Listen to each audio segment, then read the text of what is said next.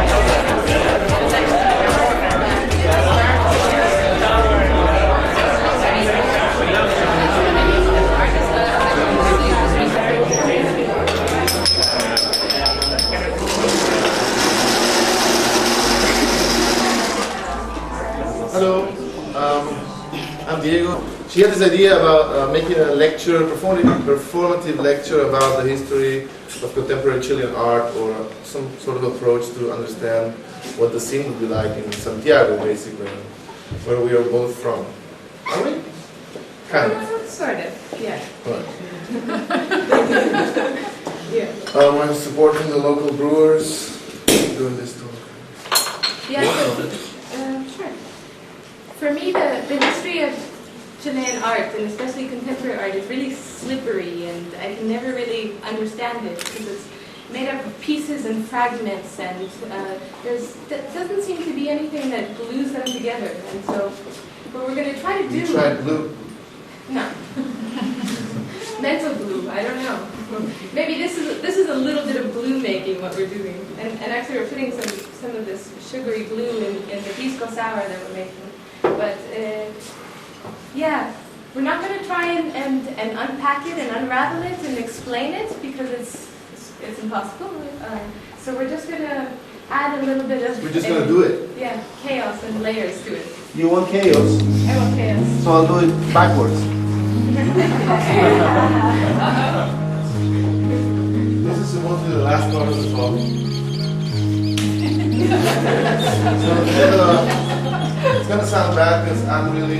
Una verdad se inventa con suma precisión y la labor inmensa de la imaginación.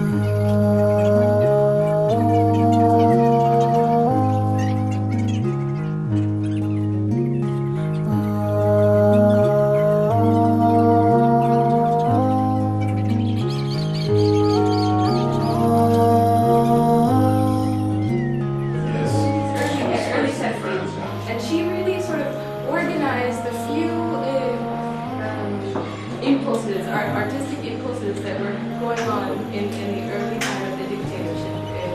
Most artists had to flee the country. So people that stayed started really sort of playing around with language and symbols and had to reverse the symbols or sort of create another meaning so that their art would be presentable.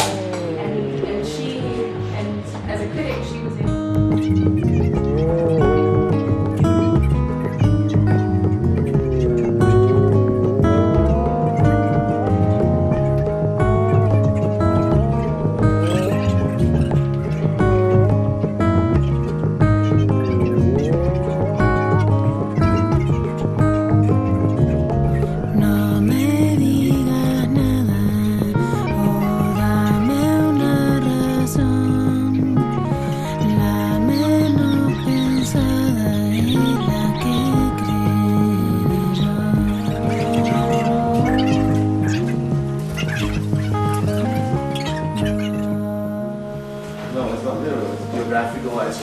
of the Chilean nation that is, stretched against the sea by the huge mountains at the end of the coast. So, but what is it? I think it was close to the end, so it's coming soon. Yeah.